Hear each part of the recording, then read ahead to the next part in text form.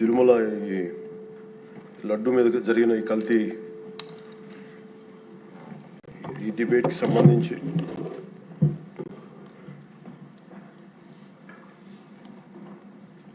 $68 లక్షల కిలోల నెయ్యి అని చెప్పే ఒక కల్తీ నెయ్యిని వాడారు. దీని మీద ఫస్ట్ ఇది ఎలా బయటకు వచ్చింది?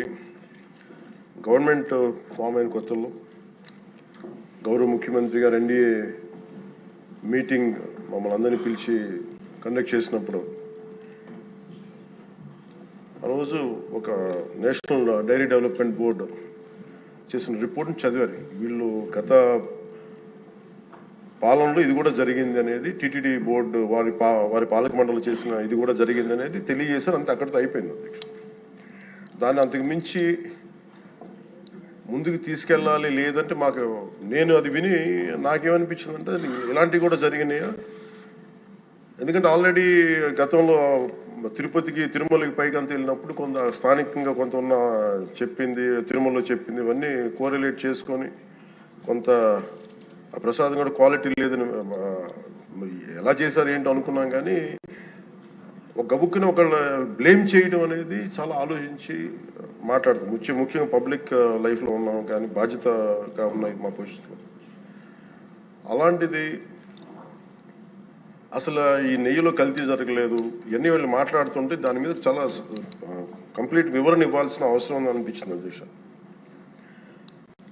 ముఖ్యంగా గత ప్రభుత్వ పాలనలో ఉన్నప్పుడు ఎక్కడా కూడా దేవాలయాల మీద దాడులు జరిగినా ఇంకోటి జరిగినా ఎక్కడా కూడా మేము దోషుల్ని పట్టుకోండి అని చెప్తా వచ్చాం తప్ప ఎక్కడా కూడా మీరు చేయించారని కానీ మీరు ఉన్నారని కానీ ఎక్కడ ఎందుకంటే తక్కువ అలా కూర్చోబెట్టి ఎలా పడితే అలా మాట్లాడటానికి బాధ్యత ఉంటాం కాబట్టి అలా మాట్లాడలేము.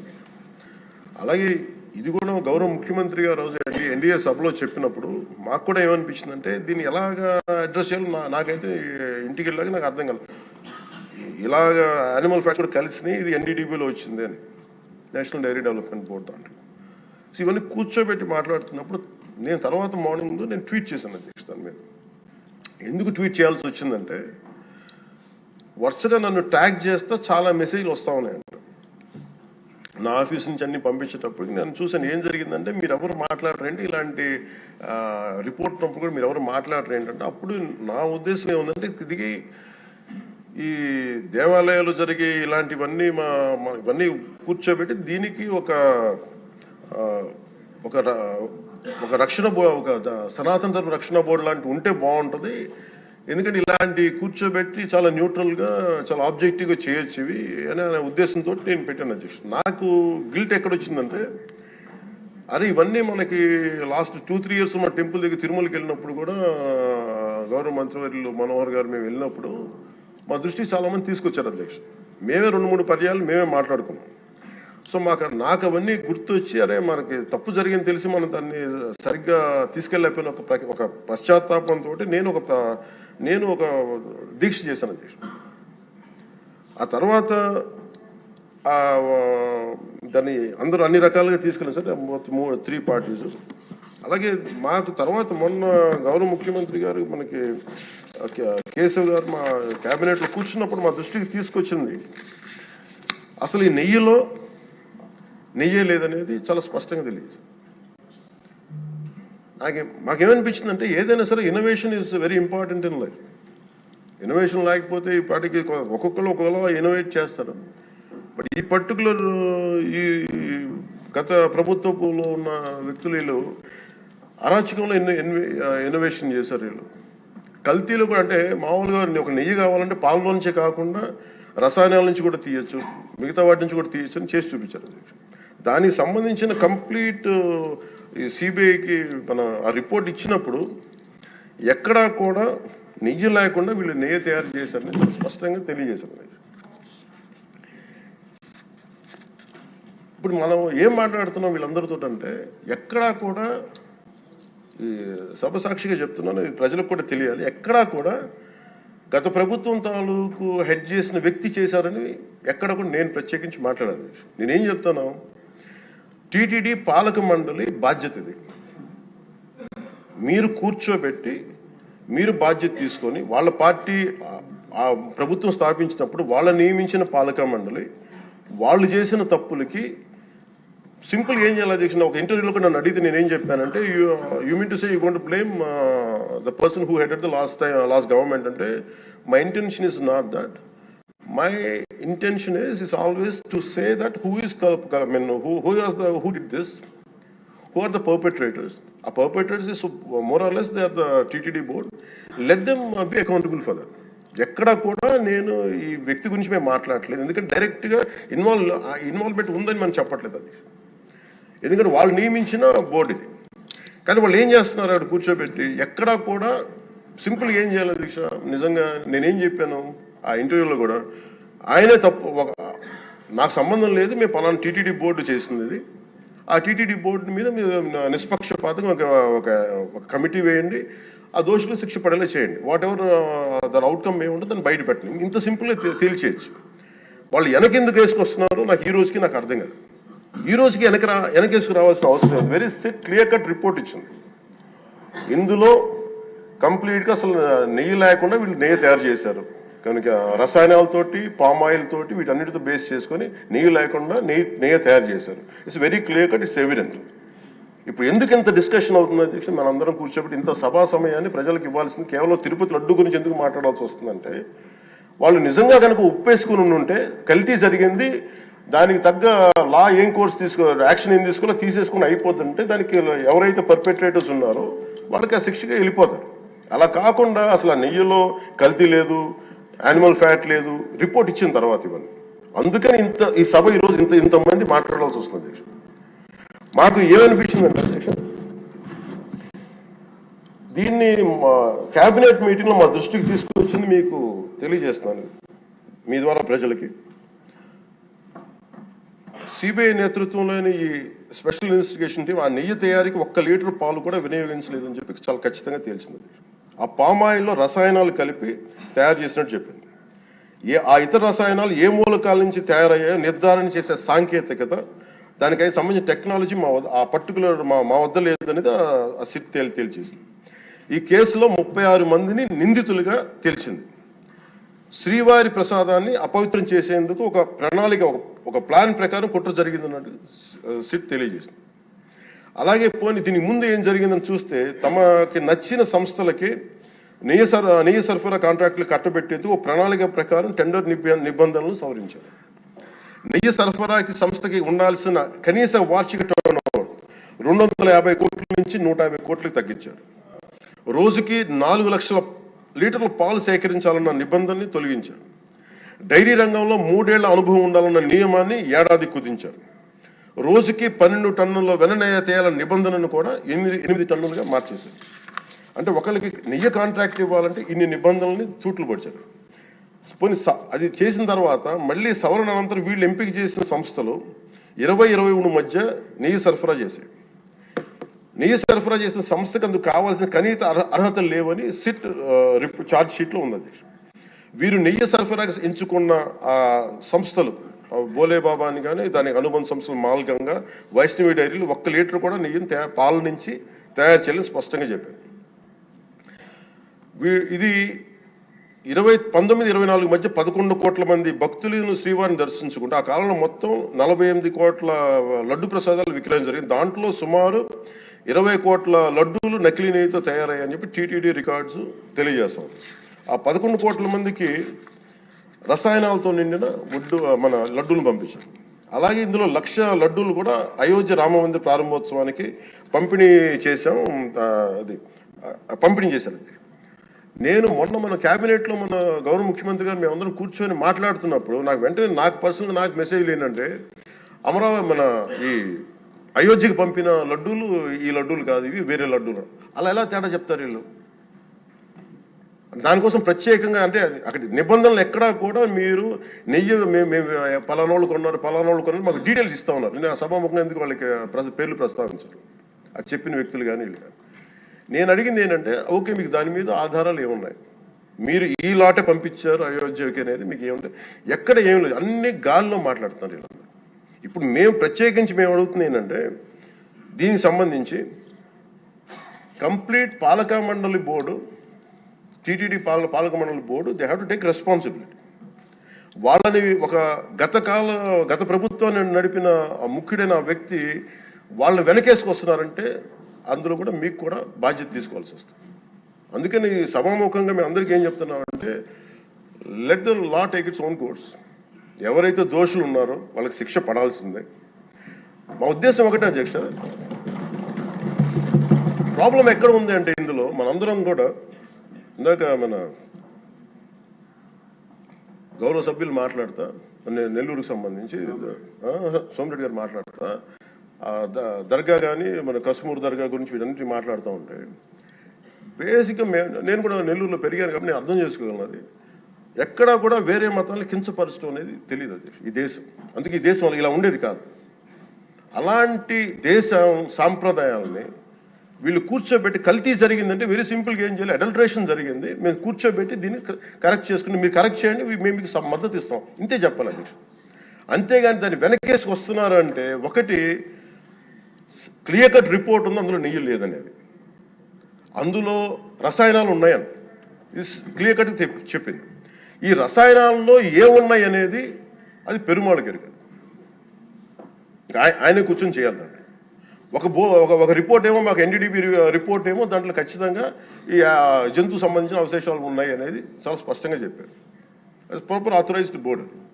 ఇప్పుడు వీళ్ళేమో కూర్చొని అది కూడా మాట్లాడలేదు. Very clear cut as on today special మన సిబిఐ ఇచ్చిన మన ఛార్జ్ షీట్ ప్రకారం ఆ నెయ్యి కాదు, ఇది పామాయిల్తో పాటు రసాయనాలు కలిపింది. దీన్ని కూర్చోబెట్టి వాళ్ళు ఇంత మాట్లాడుతున్నారంటే ఇది ఖచ్చితంగా ప్రజల మధ్యకి వెళ్ళాలి. దీని నుంచి లబ్ధి పొందేది ఏం లేదు ఇక్కడ. కానీ ఇది ఏంటంటే ఇది ధర్మానికి సంబంధించిన విషయం అధ్యక్ష. ఇదే ఇష్యూ కనుక, ఇదే సమస్య కనుక ఏ ఒక్క మతానికి జరుగుంటే హిందూ ధర్మానికి కాకుండా వెంకటేశ్వర స్వామి వారికి కాకుండా ఇంక ఎవరికి జరిగినా కానీ ఈ దేశం గగ్గులైపోయింది, ప్రపంచం అంతా గగ్గులు పెట్టేసేవాడు. సమస్య ఏముందంటే ఇది ప్రతి ఒక్క హిందూ కూడా ఆలోచించాల్సింది. ఎందుకంటే ప్రతి హిందూకి బై నేచర్, మా ఇంట్లో కానీ ఎవరు ఇందాక మన సోమిరెడ్డి గారు చెప్పినట్టుగా మీరు దర్గాకి ఏదంతా చూస్తే మేము దర్గాలు కదా, చిన్నప్పుడు మేము స్కూల్లో ఉన్నప్పుడు రొట్టెలు పండుగ దర్గా మెట్లు వెళ్ళి మేము కూర్చోబెట్టి అక్కడ ఇర్రెస్పెక్ట్ హిందూస్ ఇది ముస్లిం ఫెయిత్ అనుకోకుండా వెళ్ళి కూర్చోబెట్టి అందరూ గౌరవించి దాన్ని ఈ రోజుకి వెళ్తారు హిందువులందరూ. సో ఈ దేశ మూల సంస్కృతి మన ఇస్లాంని గౌరవించేది, క్రిస్టియానిటీని గౌరవించేది, సకల మతాల్ని గౌరవించేది. అలాంటిది హిందూ ధర్మానికి సంబంధించిన 7 కొండల వాడు కలియుగ వెంకటేశ్వరుడు. కలియుగ వెంకటేశ్వరుడు దైవం అనడానికి చాలా క్లియర్ కట్గా ఉంది అది. ఎందుకంటే కలియుగంలో జరిగింది ఆయనే, దీనికి ఆధార పురుషుడు, ఆయన మూల పురుషుడు. అలాంటి ఆయనకి పెట్టే ప్రసాదానికి ఇంత అపవిత్రం చేసిన తర్వాత వీళ్ళు ఏమి కూర్చొని దాన్ని తప్పు లేకుండా లేదన్నట్టుగా మాట్లాడుతుంటే వీళ్ళకి నాకు ఏం మాట్లాడాలో తెలియదు. దీనికి ఒక్కటి కూడా ప్రజలకు తెలియజేయాల్సింది ఏంటంటే దేశం ఇదే వేరే ఇస్లాంకి జరిగిన, క్రిస్టియానిటీకి జరిగిన, జీసస్ క్రైస్ట్కి జరిగిన, మహమ్మద్ ప్రవక్తకి జరిగిన, అల్లాకి జరిగిన ఇలా ఉండేది కదా అధ్యక్ష. వాళ్ళు ఆ రోజు మన కౌన్సిల్లో కూడా అలా పటాలు తీసుకొచ్చేవాళ్ళు వేరే ఏ దేవత అయితే. బికాజ్ ఇది హిందువులు కాబట్టి వీళ్ళ కులాలతో ముక్కలుగా అయిపోయి ఉంటారు కాబట్టి హిందువులు తమ మతాలను ఎడాపెడా వీళ్ళు జోకులు వేసుకోగలరు కాబట్టి దీనికి సీరియస్నెస్ లేదు అధ్యక్ష. Before blaming anybody else every Hindu has to take a responsibility for this, every Hindu. ఎందుకంటే మన ఇస్లాంని మనం ఎందుకంత కూర్చోబెట్టేంత వాళ్ళు గౌరవించే విధానం చూస్తే నిజంగా మనం హిందూ ధర్మాన్ని పాటిస్తే మనం గౌరవించుకోలేమో అనిపిస్తుంది మనకి. అది మిగతా మతాలను చూసి నేర్చుకోవాలి అధ్యక్ష. వీళ్ళకి ఏముంది, వీళ్ళు ఇంత మాట్లాడుతున్నారు తిరుపతి లడ్డు మీద. నిజంగా వీళ్ళు కనుక మాట్లాడితే అదే వేరే మతం గురించి ఎందుకు మాట్లాడరంటే ఓట్లు పోతాయి అధ్యక్ష. హిందువుల ఓట్లు చాలా ఈజీగా ముక్కలు కులాలను చేసి పెట్టేసి పోతాయి. ఆ వెంకటేశ్వరం కాబట్టి శివుడు ఉంటాడు, శివుడు కాబట్టి అమ్మవారు ఉంటాడు, ఇది ఈజీ వాళ్ళకి. ఈ నైజం జనాల్లో మారినంత కాలం ఇలాంటివి జరుగుతూనే ఉంటుంది అధ్యక్ష. వీళ్ళు ఇలాగే మాట్లాడుతూనే ఉంటారు. ఇది లోపల నుంచి మనందరం కదలాలి, ఇర్రెస్పెక్ట్ ఆఫ్ పార్టీస్. నేను వైసీపీలో ఇప్పుడు రాని వైసీపీ నాయకులు కూడా అడుగుతున్నాను, వాళ్ళ పద్ధతిదారులు కూడా చెప్తున్నాను ఈ సభాముఖం. మీరు ఎవరన్నా సరే రేపొద్దున్న నుంచి మీరు వెళ్ళి తిరుమలలో వెంకటేశ్వర స్వామిని దర్శించుకున్నప్పుడు ఆ నిలువెత్తు స్వామివారిని చూసినప్పుడు మీకు గిల్ట్ కలగకపోతే మీరు చూడండి. ఎందుకంటే ఆయన కళ్ళలోకి చూసినప్పుడు మీరు ఇన్ని తప్పులు చేసేవాళ్ళు మేము వెనకేసుకొస్తున్నామని ఎవరన్నా మాట్లాడితే ఆ పాపం వాళ్ళకే కాదు వాళ్ళకు కూడా చుట్టుకుంటుంది. ఇది ఖచ్చితంగా దీన్ని ఎక్కడో చోట దీనికి ఒక లాజికల్ కన్క్లూజన్ అయితే పట్టుకెళ్ళదు. దోషులకి శిక్ష పడాల్సిందే. ఎందుకంటే ఇది ఇక్కడతో ఆగకపోతే ఇది ఒక ఒక పరంపర అయిపోతుంది. అందుకని మేము ఖచ్చితంగా I'm committed to get this who are are the perpetrator they should be punished. They should be punished. అలాగే ఈ ఒక ముగింపు 2 వాక్యాలు చెప్పి నేను మాకు చెప్పి ముగిస్తాను. మొన్న మధ్య నేను ఆముక్తమాల్య చదువుతున్నప్పుడు 218వ పద్యం దాంట్లో ఆయన చెప్పింది ప్రత్యేకించి ఆయన రాసిన ఈ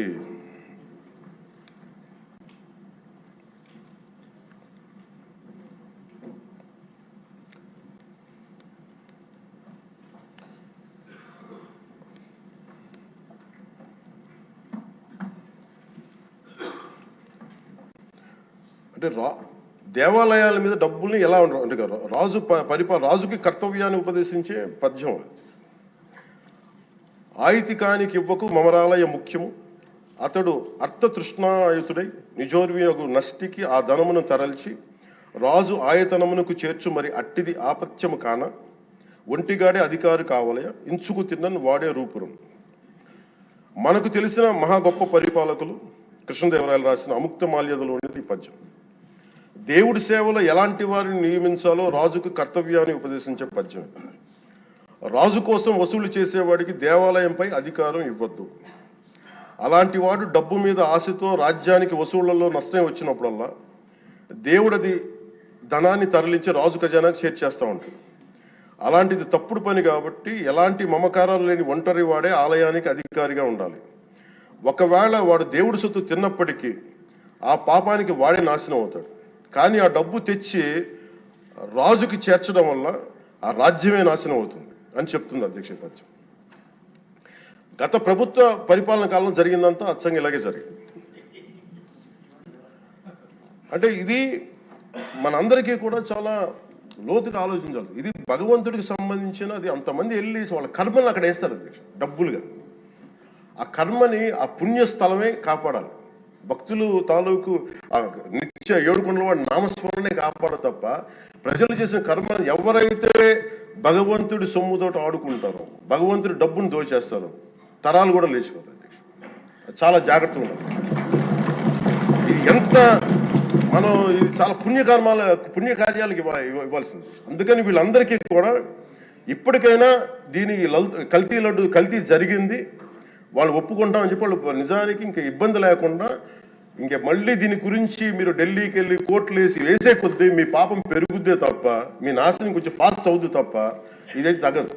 అందుకని దయచేసి అందరం ఈ ఒక్కటి అధ్యక్షుడు ఇంకొక మరో మాట చెప్పి ఎక్కడో చోట ఈ దేశం హిందూ దేవతల మీద హిందూ ధర్మం మీద దాడి జరుగుతున్నప్పుడు irrespective of political parties irrespective of what you are where you are which language you speak ఏ భాష మీరు మాట్లాడతారు మీరు ఏ కులస్తులో తెలియదు కానీ హిందూ ధర్మాన్ని మటుకు దాడి జరుగుతున్నప్పుడల్లా ముక్త కంఠంతో ఏకాభిప్రాయంతో ఖండించకపోతే మటుకు ఇలాంటి పరంపర కొనసాగుతూనే ఉంటుందని తెలియజేసుకుంటూ సెలవు తీసుకుంటాం.